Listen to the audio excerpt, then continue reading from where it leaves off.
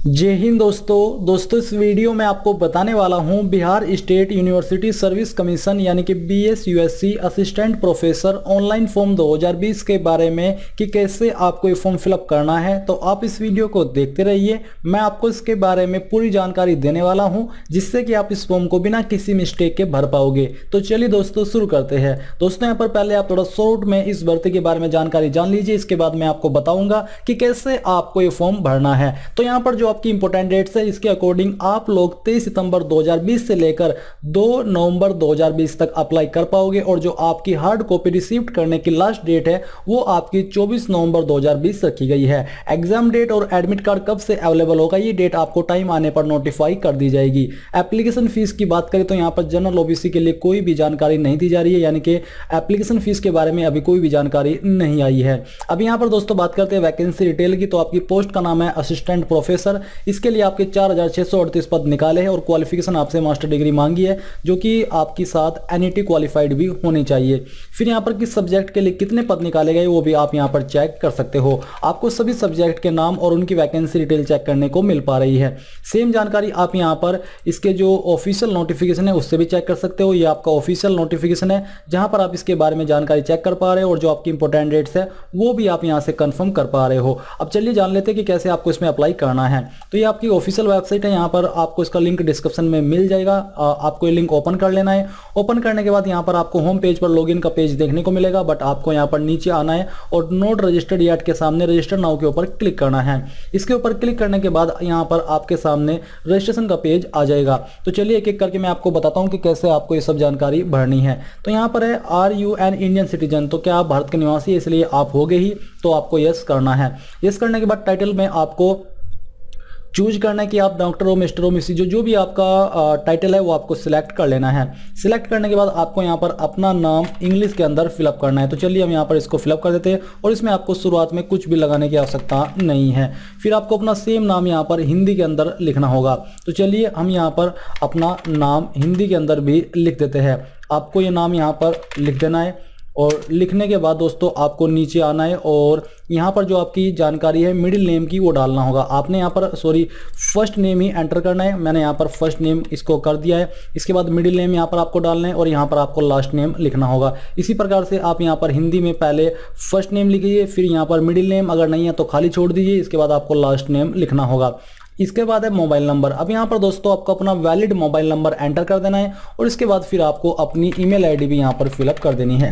ये फिलअप करने के बाद आप यहाँ पर नीचे देखोगे आर यू मैरिड, तो अगर आप हो तो यस कर दीजिए या इसमें से अपना स्टेटस चूज कर लीजिए, नहीं तो आपको अनमैरिड सेलेक्ट कर लेना है। आपकी डेट ऑफ बर्थ क्या है वो डेट ऑफ बर्थ आपको यहाँ पर चूज करनी होगी और ये डेट ऑफ बर्थ आपको अपने डॉक्यूमेंट के अनुसार यहाँ से सिलेक्ट करनी है। तो चलिए हम यहाँ से इसको सिलेक्ट कर लेते हैं।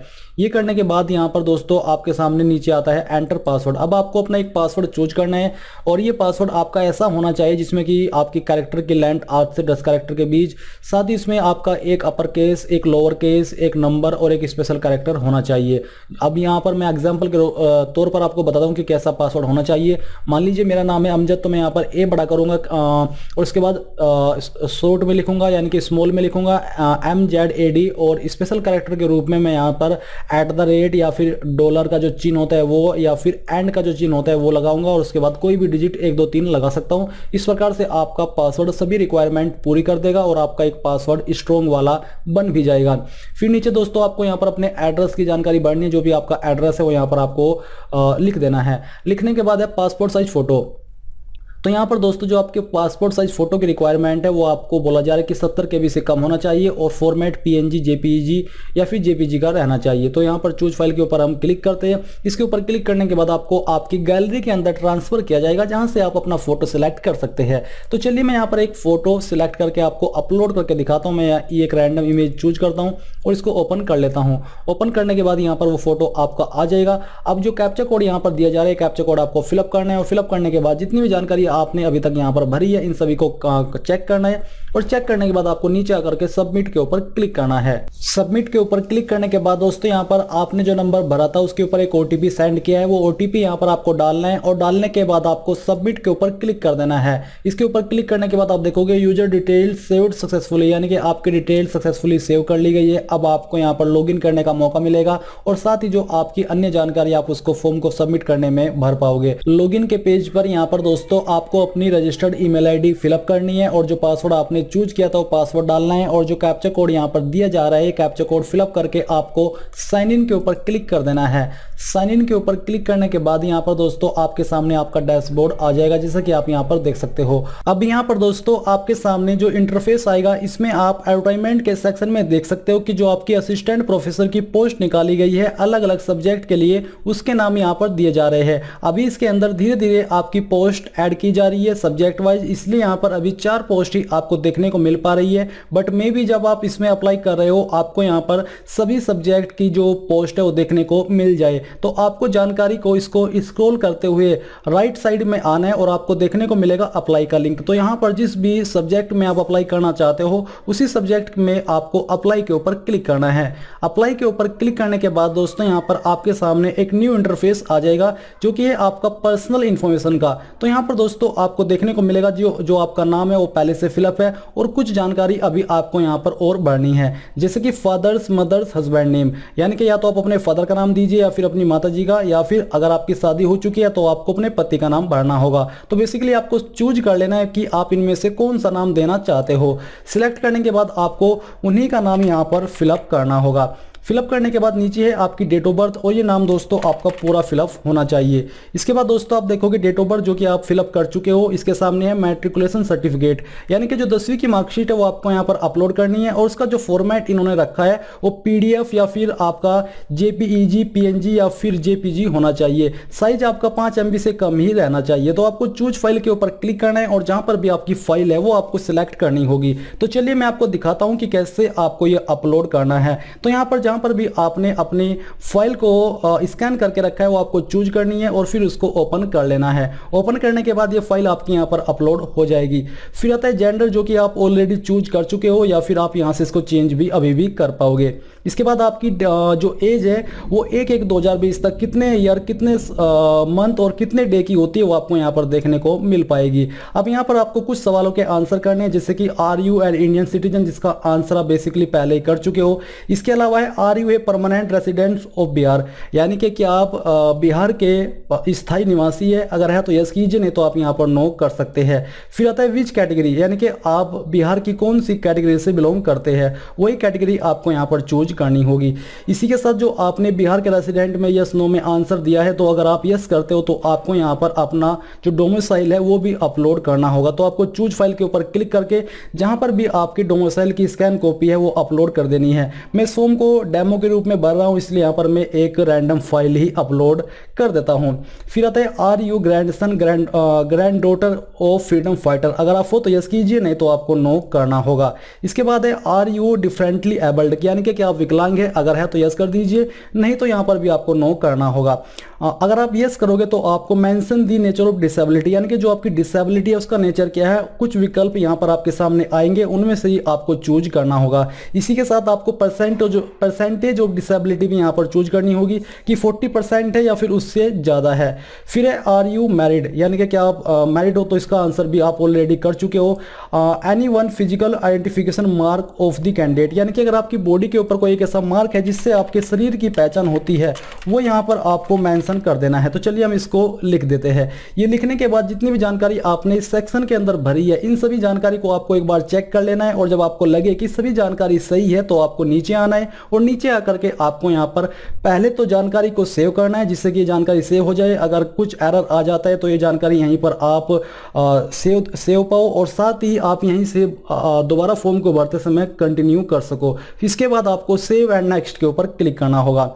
सेव एंड नेक्स्ट के ऊपर क्लिक करने के बाद यहाँ पर दोस्तों आपके सामने आता है एसेंशियल एजुकेशनल क्वालिफिकेशन। तो चलिए ये जानकारी भी मैं आपको बताता हूँ कि कैसे भरनी है। तो यहाँ पर दोस्तों आपके सामने 3 विकल्प दिए जा रहे हैं, जैसे कि for the discipline of arts, commerce, science, language, education, law, library science. तो अगर आपने इन सब्जेक्ट से अपनी क्वालिफिकेशन की है जो कि इसमें अप्लाई करने के लिए मांगी है, तो ये यहाँ पर आपको ये फर्स्ट ऑप्शन चूज करना होगा। अगर आपने इनमें से किसी एक डिसिप्लिन के साथ किया तो आपको सेकंड ऑप्शन चूज करना है, नहीं तो आपको थर्ड ऑप्शन चूज करना होगा। बट ये आपके अकॉर्डिंग है, क्योंकि जब आप इसमें अप्लाई कर रहे हो तो आपने पहले जान लिया है कि हाँ किस डिसिप्लिन या फिर किस सब्जेक्ट के पर अप्लाई करने के लिए आपसे क्या क्वालिफिकेशन मांगी है, उसी के अकॉर्डिंग यहाँ पर आपको ऑप्शंस को चूज करना होगा। जैसे कि हम यहाँ पर फर्स्ट ऑप्शन के ऊपर क्लिक करते हैं तो क्लिक करने के बाद आपके सामने कुछ एक्स्ट्रा विकल्प आ जाएंगे जिसमें से आपको जानकारी फिलअप करनी है।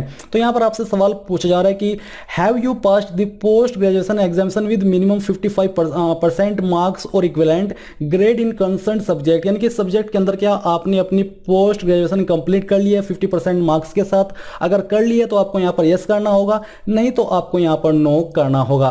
फिर इसके बाद आप देखोगे आपको और करके बोला है, बेसिकली ये आपको विकल्प दिए जा रहे हैं कि इस पोस्ट पर अप्लाई करने के लिए। तो इनमें से आपके पास कोई ना कोई एक क्वालिफिकेशन तो होनी ही चाहिए। सेकंड है आपका are you SC ST BC EBC और physically challenged candidate having passed post graduation examination with 50% marks और नॉट और मोर देन इट। अगर आप हो तो आपको यस करना है, नहीं तो आपको यहाँ पर भी नो करना होगा। फिर इसके बाद आपसे पूछा जा रहा है कि are you a PhD degree holder and have passed post graduation examination with 50% marks before 19 September 1991। अगर आपने की है तो आपको यहाँ पर यस करना है, नहीं तो यहाँ पर भी आपको नो ही रहने देना है। फिर आते हैं which category do you belong to, आप किस कैटेगरी से बिलोंग करते हो। बेसिकली आपको अपनी कैटेगरी यहाँ पर सिलेक्ट करनी होगी। इसका जो मेन फुल पॉइंट है वो आपको ऑफिशियल नोटिफिकेशन से जानने को मिल पाएंगे। हैव यू पास्ड NET या फिर BET, अगर आपने की है तो आपको यहाँ पर यस करना है, नहीं तो आपको नो करना होगा। इसके अलावा अगर आपके पास ये ऑप्शन नहीं है तो आप सेकंड ऑप्शन का जो विकल्प है ये भी इसमें भी यस नो में आंसर कर सकते हो। फिर 6.2 आपको बोला जा रहा है कि are you PhD degree holder under UGC regulations 2009, अगर आप हो तो यस कीजिए, नहीं तो यहाँ पर भी आपको नो करना है। इसके अलावा जो अन्य सवाल है वो भी आप यहाँ से देख लीजिए, जैसे कि are you PhD degree holder before 11 July 2009 और PhD degree holder having registered before this date on you have registered for PhD degree. तो बेसिकली आपको इसको रीड करने के बाद अगर आपके ऊपर ये लागू होता है उसी के अकॉर्डिंग यस नो में आंसर करना है। अगर आप यहाँ पर यस करते हो तो आपको इसकी जो फाइल है वो भी अपलोड करनी होगी एज ए प्रूफ, और चूज फाइल के ऊपर क्लिक करके आप इसको अपलोड कर पाओगे। फिर यहाँ पर आपको कुछ और क्वेश्चंस के आंसर करने को बोला जा रहा है। अगर ये क्वेश्चंस आपके ऊपर एप्लीकेबल होते हैं ऊपर यस नो का आंसर देने के बाद, तो आपको यहाँ पर इनका भी यस नो में आंसर दे देना है अच्छे से रीड करने के बाद में। तो जब आपको लगे कि आपने इस सेक्शन की जानकारी फिलअप कर ली है अच्छे से, तो आपको यहाँ पर भी सेम तरीके से सेव के ऊपर क्लिक करना है और फिर आपको सेव एंड नेक्स्ट के ऊपर क्लिक करना होगा। सेव एंड नेक्स्ट के ऊपर क्लिक करने के बाद दोस्तों अब आपके सामने यहाँ पर जो आपकी एजुकेशनल क्वालिफिकेशन है इसको भरने के जो विकल्प है वो आ जाएंगे। तो बेसिकली आपको यहाँ पर एक एक करके सभी जानकारी को भरना है। तो एक तरफ है आपके कोर्सेज के नाम यानी कि एग्जामिनेशन के नाम, और दूसरी तरफ है आपकी जानकारी भरने के विकल्प। तो यहाँ पर जैसे कि ग्रेजुएशन की जानकारी आप भर रहे हो तो आपको सब्जेक्ट का नाम देना कि किस सब्जेक्ट के अंदर आपने की है, किस ईयर के अंदर आपने पास किया वो ईयर आपको डालना है, किस इंस्टीट्यूट से की है आपको उसका नाम देना है। अगर आपने किसी कॉलेज के माध्यम से किया तो आप उस कॉलेज का नाम यहाँ पर दे सकते हो। किस बोर्ड यूनिवर्सिटी से किया उसका पूरा नाम आपको देना होगा, मैंने सिर्फ शॉर्ट में लिखा है। फिर आपको फुल मार्क्स यहाँ पर एंटर करने होंगे। इसके बाद आपके कितने में से जो आपके फुल मार्क्स है बेसिकली वो यहाँ पर 500 डाल दो एग्जाम्पल के रूप में, और उसमें से आपको कितने मार्क्स आए थे वो आपको यहाँ पर भरने होंगे। ये भरने के बाद आप देखोगे परसेंटेज, तो आपकी जितनी भी परसेंटेज थी वो परसेंटेज बेसिक यहाँ पर आपको एंटर कर देनी है। मैं एक अभी रैंडम परसेंटेज डाल रहा हूँ। फिर आता है ग्रेड CGPA, अगर आपके जो नंबर थे वो ग्रेड के अंदर थे, लेटर ग्रेड के अंदर थे या फिर CGPA के अंदर थे, वो आपको सिलेक्ट करना होगा। ये सिलेक्ट करने के बाद दोस्तों यहाँ पर आप देखोगे ग्रेड पॉइंट लेटर या फिर ग्रेड CGPA एक्टिवेट हो जाएगा। तो आपको यहाँ पर उसकी जानकारी भरनी है और कन्वर्टेड परसेंटेज भी आप यहाँ पर डाल सकते हैं अगर आपके नंबर परसेंटेज के अंदर आप देना चाहते हो। फिर है अपलोड डॉक्यूमेंट, अब आपको उसी क्वालिफिकेशन का जो डॉक्यूमेंट है वो भी आपको यहाँ पर अपलोड करना होगा। इसके अलावा आप यहाँ पर देख सकते हो कि upload proof of formula to convert grade point letter grade CGPA in percentage, यानी कि आपको जो फॉर्मूला है इन सबको कन्वर्ट करने का उसका जो फॉर्मेट सर्टिफिकेट है वो आपको यहाँ पर अपलोड करना होगा। बट यहाँ पर दोस्तों अभी जो मैंने आपको ग्रेड पॉइंट लेटर या फिर ग्रेड सीजीपीए के अंदर के बारे में जानकारी दी है, आप ध्यान दीजिए, अगर आपके नंबर परसेंटेज के अंदर नहीं है तो तभी आपको ये चूज करना है, नहीं तो आपको उसको सिलेक्ट ही करके रखना है। और जो आपके नंबर अगर परसेंटेज के अंदर है तो आपको ये विकल्प इस्तेमाल कर लेने, नहीं तो ये डीएक्टिवेट हो जाएंगे। इसके बाद दोस्तों आपको सेम तरीके से बाकी की जानकारी भरनी है, जैसे कि पोस्ट ग्रेजुएट की, एनईटी विद जीआरएफ की और एनईटी की या फिर बीईटी की अलग अलग से आप देना चाहते हो तो वो भी आपको सेम तरीके से यहाँ पर जानकारी को भर देना है। इसके बाद आती है यहाँ पर दोस्तों आपके सामने पीएचडी क्वालिफिकेशन। तो जो भी आपकी क्वालिफिकेशन है, जब आपने इनको विकल्प को यहाँ पर लाया है वहाँ पर आंसर दे करके उसी के अकॉर्डिंग भरनी है। सब्जेक्ट का नाम यहाँ पर डालना है, किस ईयर के अंदर आपको अवार्ड किया गया था उस ईयर को मेंशन करना है। अंडर यूजीसी रेगुलेशंस 2009 के अंदर अगर आप हुए तो आपको यस करना है, नहीं तो आपको नो करना होगा। फिर जो आपसे नेक्स्ट क्वेश्चन पूछा जा रहा है या फिर आपको बोला जा रहा है कि क्या इसके अकॉर्डिंग आपने किया है, तो यहाँ पर आपको यस नो के अंदर आंसर देना है। यूनिवर्सिटी आपकी क्या थी वो आपको उसका नाम देना होगा और उसका डॉक्यूमेंट भी, यानी कि जो आपकी मार्कशीट है या फिर जो भी आपकी डिग्री है वो यहाँ पर आपको अपलोड करनी होगी। इसके अलावा नीचे है रिसर्च पब्लिकेशन। तो अगर आपके ऊपर ये जानकारी लागू होती है तो आपको उसकी जानकारी देनी होगी, जैसे कि title of research paper and name of journal, ये आपको भरना होगा। पीर रिव्यूड यूजीसी लिस्टेड, तो जो भी इसमें से आपका विकल्प है वो आपको सेलेक्ट करना है। इसके बाद आपको उसका डॉक्यूमेंट भी अपलोड करना होगा। Teaching experience, post doctoral experience अगर आपके पास है और आप देना चाहते हो तो आपको यहाँ पर चूज कर लेना कि किसके माध्यम से है, ये विकल्प आपको सेलेक्ट करना होगा। कब से आपका एक्सपीरियंस शुरू हुआ था वो डेट मंथ ईयर आपको सिलेक्ट करना है और कब तक था वो डेट मंथ ईयर आपको चूज करना होगा। टोटल एक्सपीरियंस आपका कितना होता है वो आपको यहाँ पर देखने को मिलेगा और साथ ही आपको उसका सर्टिफिकेट भी यहाँ पर अपलोड करना है। इसी प्रकार से आपको यहाँ पर एकेडमिक अवार्ड्स की जानकारी देनी है। अगर आपके ऊपर आपको कोई अवार्ड मिला है तो आपको उसकी जानकारी भरनी है कि अवार्ड का नाम क्या है, नेशनल या इंटरनेशनल या फिर स्टेट लेवल का है, वो आपको चूज करना होगा। किस ऑर्गेनाइजेशन या फिर किस इंस्टीट्यूट के माध्यम से ये प्राप्त हुआ है वो आपको भरना है और साथ ही वो आपको यहाँ पर स्कैन करके अपलोड भी करना होगा। अब जैसे ही आप ये सब जानकारी भर ले तो आपको चेक करना है और चेक करने के बाद आपको नीचे आकर के इस पहले सेव के ऊपर क्लिक करना है और फिर आपको सेव एंड नेक्स्ट के ऊपर क्लिक करना होगा।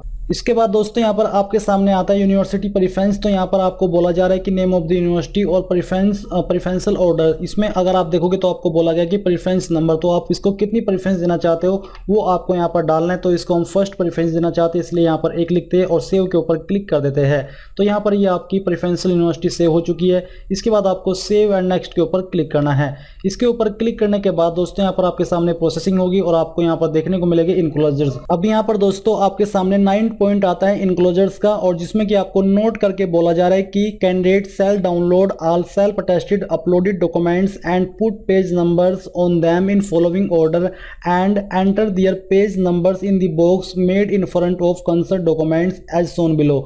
यानी कि आपको अपने आगे चल करके मे भी आपको ऑप्शन दिया जाए जहां पर आपको अपने डॉक्यूमेंट अपलोड करने, और डॉक्यूमेंट अपलोड करने के बाद जब उसका एक पूरा पेज बनेगा सभी डॉक्यूमेंट को अपलोड करने के बाद उन डॉक्यूमेंट के ऊपर आपको नंबर वाइज डालने की फर्स्ट, सेकंड, थर्ड, फोर्थ, और इसी के बाद आपको यहाँ पर बताना होगा कि जो आपकी मैट्रिकुलेशन सर्टिफिकेट है वो कौन से नंबर पर है। बेसिकली आपको इसी क्रम में उन डॉक्यूमेंट को अरेंज करके एक पीडीएफ फाइल के रूप में बनाना होगा, जिससे कि आप यहाँ पर क्रम वाइज पेज नंबर डाल करके इनको बता सके कि उस फाइल में पेज नंबर पर मैट्रिकुलेशन के सर्टिफिकेट है, डेट ऑफ बर्थ के प्रूफ के रूप में, डोमिसाइल सर्टिफिकेट सेकंड नंबर पर है, कास्ट सर्टिफिकेट थर्ड नंबर पर है, नॉन क्रिमिनल लेयर अगर आप इससे बिलोंग करते हो तो फोर्थ नंबर पर है। इस प्रकार से आपको यहाँ पर ये नंबर डालने होंगे और इनमें से जो भी नंबर आपके ऊपर एप्लीकेबल है वही आपको डालने हैं, यानी कि वही डॉक्यूमेंट आपको अपलोड करने होंगे और डॉक्यूमेंट आपको अपलोड करने की आवश्यकता भी नहीं पड़ेगी। तो इस प्रकार से आपको सभी नंबर यहाँ पर दे देने हैं जो भी आपके ऊपर लागू होते हैं, और देने के बाद आपको सेव के ऊपर क्लिक करना है और फिर आपको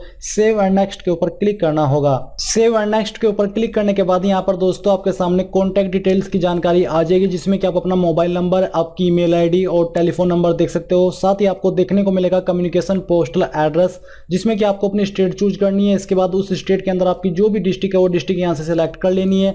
फिर आता है उस डिस्ट्रिक्ट का पिन कोड और फिर है एड्रेस, तो जो भी आपका एड्रेस है वो आपको भर देना है। इसके बाद है परमानेंट एड्रेस। तो अगर आपका प्रेजेंट एड्रेस और परमानेंट एड्रेस सेम है तो आपको सेम एज अबो के ऊपर टिक करना है। इसके ऊपर टिक करने के के बाद ऑटोमेटिकली नीचे भी यही जानकारी आ जाएगी। फिर आपको सिंपली सेव के ऊपर क्लिक करना है और सेव के ऊपर क्लिक करने के बाद ये जानकारी सेव हो जाएगी। फिर आपको सेव एंड नेक्स्ट के ऊपर क्लिक करना होगा।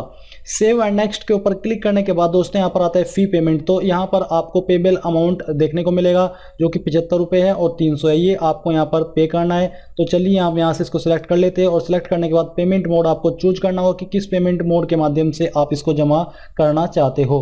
तो यहाँ पर एक है आपका प्रोसेसिंग चार्ज और एक है आपका अतिरिक्त चार्ज। तो यहाँ पर आप फीस का चार्ज, तो यहाँ पर आपको चूज करना है कि किसके माध्यम से आप अपनी फीस जमा करना चाहते हो। तो डेबिट कार्ड में यहाँ सिलेक्ट करता हूँ और फिर इसको पे के ऊपर क्लिक कर देता हूँ।